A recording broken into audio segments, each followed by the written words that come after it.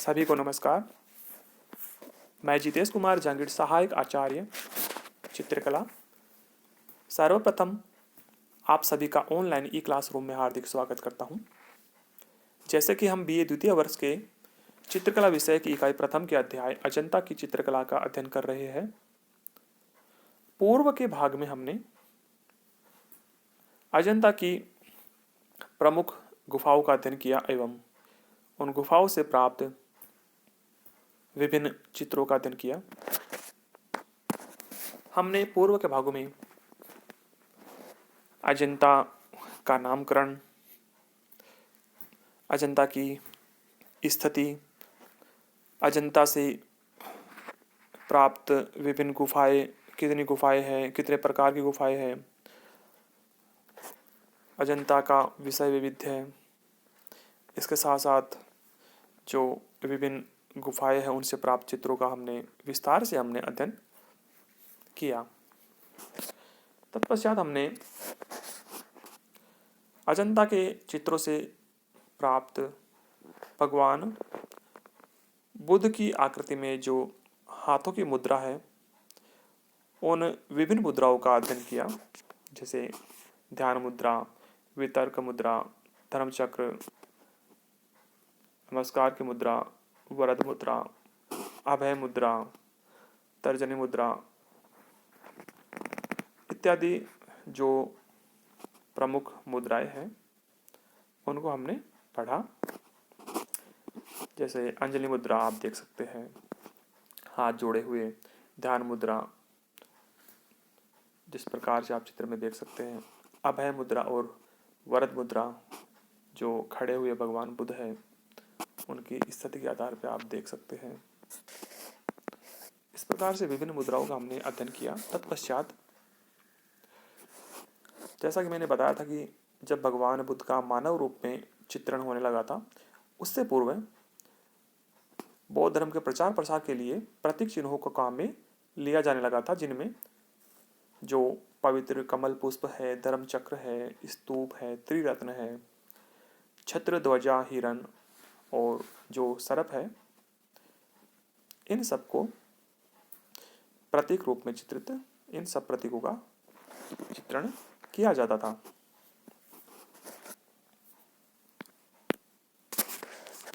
इसी क्रम में आज हम पढ़ेंगे अजंता के चित्रों की विशेषताएं। ये वही विशेषताएं हैं,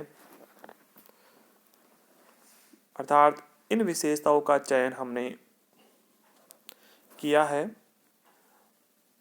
जो पूर्व में जो चित्र हमने पढ़े हैं, जिन चित्रों का हमने अध्ययन किया है, बस उन्हीं चित्रों से हमने ये कुछ विशेषता है उनका चयन किया है।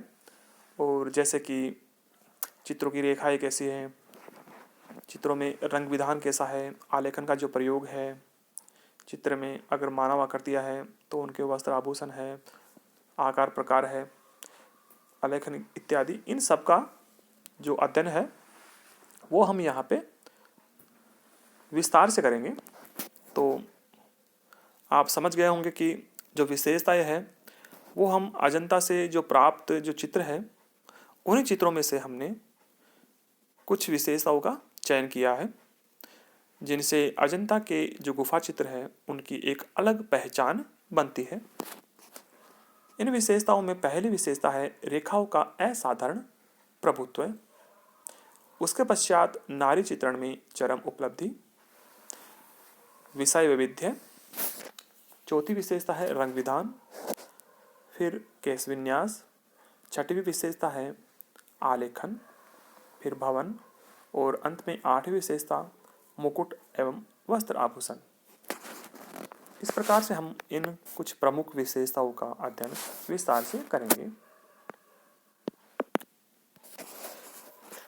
तो चलिए शुरुआत करते हैं। रेखाओं का असाधारण प्रभुत्व, अर्थात अजंता के चित्रों को देखने से पता लगता है कि चित्रकार रेखाओं के चित्रण में प्रवीण था, कुशल था, और उन्होंने जो चित्र बनाए हैं इन सभी चित्रों को देखने से हम अनुमान लगा सकते हैं, हम कह सकते हैं कि रंग और अन्य विशेषताएं तो बहुत दूर है, लेकिन रेखा सौंदर्य चित्र को देखने से ही पता लग जाता है। और रेखाओं के माध्यम से जो उन्होंने भावों को अभिव्यक्त किया है, उनसे तो अजंता के जो चित्र है वो पूरे विश्व में प्रसिद्ध है। जैसा कि मैंने पहले ही बताया था कि विद्वान ग्रिफिथ महोदय ने भी कहा है कि जो बाहर के कलाकार हैं, विदेशी कलाकार हैं, उनको रंगों में दक्षता प्राप्त है, लेकिन यहाँ पर जो भारतीय कलाकार हैं उन्होंने भावों की अभिव्यक्ति की है, वो सबसे श्रेष्ठ की है। और वो भी रेखाओं के माध्यम से ही भावों की जो अभिव्यक्ति, मैंने पूर्व में भी बताया था, एक चित्र जिसका मैंने जिक्र किया था और जिसका हमने अध्ययन भी किया था। एक साधु है जो एक सब कुछ मिथ्या का सूचक जो है, मतलब ये क्या हो रहा है इस सृष्टि में, जो भी है सब कुछ नष्ट होने वाला है, ठीक है। तो वैराग्य सूचक जो साधु है उसके बारे में हमने अध्ययन किया था। चेहरे पे चिंता के भाव है और हाथ है हवा में झूल रहा है, हाथों की अंगुलियों के माध्यम से ही मतलब सब कुछ जो मिथ्या के भाव है, सब कुछ नष्ट होने के भाव अजंता के चित्रकार ने अभिव्यक्त किए हैं। इस प्रकार से भारतीय चित्रकला रेखा प्रधान है। चित्र में रेखा को आवश्यकता अनुसार कोमल, कठोर, पतला या मोटा इत्यादि बनाया गया है। कह सकते हैं कि अजंता के चित्रकार ने रेखाओं को जहाँ जैसे आवश्यकता पड़ी वहाँ उसने उसको कोमल भी बनाया है और कठोर भी बनाने का प्रयास किया है। लेकिन अधिकतर जो आकृतियाँ है उसमें कोमल रेखाओं का प्रयोग ही हुआ है। बाकी रेखाओं में जो लय और जो गति है वो बनी हुई है। गुफा संख्या 1 के चित्र पद्मपाणि बोधिसत्व के मुख की जो बोहे हैं वो चित्रकार ने एक कर दी है, मतलब जो दोनों बोहे हैं उनको मिला दिया है, उनमें भी एक लय बनी हुई है। इस चित्र में हाथों की उंगलियों के घुमाव भी रेखाओं की कोमलता को दर्शाते हैं। हमने जो पहले इस चित्र को आपने देखा होगा, हालांकि अब वो चित्र काफ़ी पीछे रह गया है, तो आप देख सकते हैं कि जो इसके हाथ है और हाथों की अंगुलियां हैं